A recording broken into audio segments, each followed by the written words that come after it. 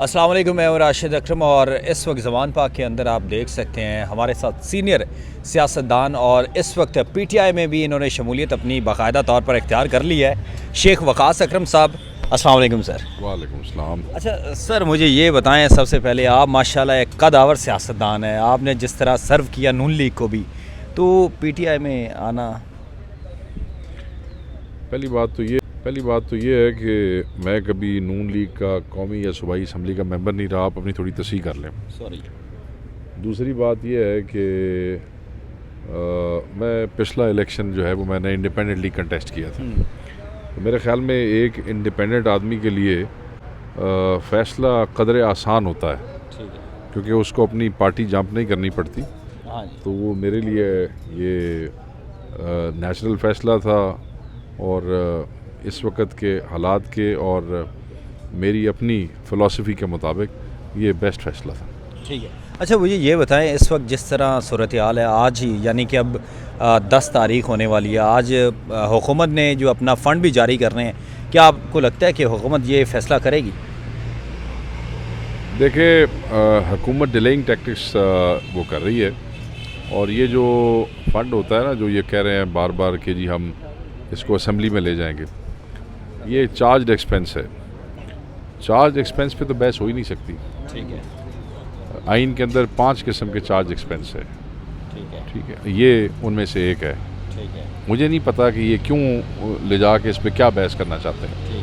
تو اس قسم کے ٹیکٹکس جو ہیں وہ ان کی نیت کو اور زیادہ ایکسپوز کر رہے ہیں، تو میرے خیال میں ان کو چاہیے کہ آئین پہ اور سپریم کورٹ کی ججمنٹ پہ عمل کرتے ہوئے انسان بنے اور الیکشن کروائیں۔ اچھا فرض کریں کہ جس طرح خان صاحب ابھی انٹرویوز تمام کینڈیڈیٹس کے کر رہے ہیں، تو آپ کو ٹکٹ نہیں ملتا، تو پھر کیا؟ پہلی بات تو یہ ہے کہ میں نے ایم پی اے کے لیے اپلائی ہی نہیں کیا، نہ میں نے ایم پی اے کا الیکشن لڑنا ہے۔ اچھا، تو جنہوں نے ایم پی اے کا الیکشن لڑنا ہے ان سے پوچھیں کہ یہ سوال ان کے لیے بہتر ہے۔ اچھا، مطلب کہ آپ نے نہیں اپلائی کیا؟ نہیں، میں نے ایم پی اے کیوں لڑنا؟ اچھا، آپ T V per as a analyst بھی آتے رہے ہیں اور آپ باقاعدہ طور پر پی ٹی آئی میں بھی شمولیت اختیار کی ہے، تو کیا دیکھ رہے ہیں اور کیا سوچ رہے ہیں؟ یہی دیکھ رہے ہیں کہ اس وقت حکومت وقت جو ہے وہ عوام کے مخالف کھڑی ہے، عوام دشمنی کا ثبوت دے رہی ہے، عوامی امنگوں کے خلاف اس الیکشن کو روکنا چاہتی ہے، تو یہ اپنی کوشش کر لیں، یہ ناکام ہوں گے اور انشاءاللہ تعالی الٹیمیٹلی عوام کی جیت ہوگی، اور اس الیکشن کے علاوہ پاکستان میں بہتری کی نہ کوئی امید ہے اور نہ کوئی راستہ ہے۔ آپ کو لگتا نہیں ہے کہ اس وقت غیر مشروط مذاکرات کی کہیں نہ کہیں کوئی گنجائش ہے، کیونکہ پاکستان کی معیشت سکڑ گئی ہے، پاکستان کے حالات جو آپ کے سامنے ہیں، کیا آپ کو لگتا ہے کہ تمام جماعتوں کو کسی نہ کسی پلیٹ فارم پر بیٹھنا چاہیے؟ بالکل بیٹھنا چاہیے۔ ہم تو سمجھتے ہیں کہ سیاست میں بات چیت کے دروازے کسی وقت بھی بند نہیں ہونے چاہیے، مگر یہ حکومت جس طریقے سے پاکستان کی واحد اپوزیشن کی جماعت کے گھٹنے ٹکا کے اس سے بات کرنا چاہتی ہے، وہ ہم نہیں کریں گے۔ ٹھیک ہے۔ بات اچھی ہے، کرنی چاہیے، مسائل کا حل بات کرنے سے ہی نکلتا ہے، بات چیت سے ہی نکلتا ہے، مگر اس میں سیلف رسپیکٹ اور وہ چیزیں جو ہیں وہ میٹر کرتی ہیں۔ آپ اسمبلی میں کھڑے ہو کے تقریر کریں کہ جی ساڑے نال تسی گل کرنی ہے تو پہلے عوام نال معافی مانگ کے آؤ۔ عوام سے معافی تو وہ مانگیں جنہوں نے عوام کا نقصان کیا، عوام سے معافی وہ مانگیں جو اس وقت عوام دشمنی کر رہے ہیں۔ پاکستان تحریک انصاف تو عوام کے حقوق کی جنگ لڑ رہی ہے، ٹھیک ہے، تو اگر کسی نے شرم کرنی ہے یا معافی مانگنی ہے تو انہوں نے کرنی ہے جو اس وقت حکومت میں بیٹھے، وہ مانگ لین تے اسی بہ جانے ہیں۔ تو آپ اس وقت جو ہمارا جوڈیشل سسٹم ہے، ہمارے قانون کے حوالے سے نگران سیٹ اپ ہے، جس طرح کا ایک رویہ اختیار کیا گیا ہے، کیا آپ نے اپنی تمام سیاسی زندگی کے اندر اس طرح کا رویہ اب تک دیکھا ہے؟ دیکھیں، عدالتوں میں تو اس قسم کے رویے میں دیکھتا آ رہا ہوں اپنی سیاسی زندگی میں، یہ کوئی پہلی دفعہ نہیں ہوا، مگر اس قسم کی فاشسٹ نگران حکومت میں نے آج سے پہلے کبھی نہیں دیکھی۔ ٹھیک ہے۔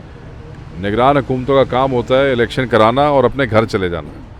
یہ پہلی نگران حکومت ہے جو لوگوں پہ پرچے دے رہی ہے، لوگوں کو جلسے میں آنے سے روک رہی ہے، اینٹی کرپشن لوگوں کے پیچھے لگا کے بیٹھی ہے، اور سیاسی جماعتوں کے پولیٹیکل پروسیس میں رکاوٹ پیدا کر رہی ہے۔ ٹھیک ہے۔ تو یہ نگران حکومت تو نہیں ہے، یہ تو کرونیز ہیں پی ایم ایل این کے۔ ٹھیک ہے۔ تو 42 ممبران اسمبلی نے اس جو قرارداد منظور کی گئی تھی اس پر اپنے سگنیچر کیے اور آج انہوں نے فنڈ دینے یا نہ دینے کا جو فیصلہ ہے وہ بھی پارلیمنٹ پر چھوڑ دیا. تو کیا آپ کو لگتا ہے کوئی پارلیمنٹ سے کوئی گنجائش نکلے گی؟ یہ 42 نے وہ جو قرارداد پاس کی ہے چپل ماری ہے انہوں نے. ہاں یہ بڑی جلدی ان کو پتہ لگ جائے گا جب یہ ساروں کی ڈسکوالیفیکیشن موو ہو جائیں گی. ٹھیک ہے. اور یاد رکھیے گا بڑے سیانے ہیں. میجورٹی انہوں نے اسپیشل سیٹ کی خواتین ممبروں سے دستخط کرایا ہے کوئی ہلکے والی سیٹ نہ خالی ہو جائے. تو وہ جنہوں نے دستخط کیتے نے وزیر اعظم صاحب نے بھی نہیں کیتے. وہ کرن کی موجہ کرن کی. میں نے کہا نا چبل ماری ہے خود ہی پتہ لگ جائے گا چند دنوں میں. ٹھیک ہے. تو آپ نے ناظرین ملاحظہ کیا شیخ وقاص اکرم صاحب جو باقاعدہ طور پر پی ٹی آئی میں بھی جنہوں نے شمولیت اختیار کی اور ان کا ایک شمار پاکستان کے ان سیاستدانوں میں ہوتا ہے جو ایک اچھے انداز میں اور بڑے منصفانہ انداز میں سیاست کرتے ہیں. ان کا بھی یہی کہنا ہے کہ جس طرح کی جلد بازی ہیں جس طرح کے معاملات اس وقت اسمبلی اور اسمبلی سے باہر ہو رہے ہیں اس پر بھی اس حکومت کو بھی نظر ثانی کرنی چاہیے اور سارے معاملات کو افہام و تفہیم سے حل کرنے چاہیے.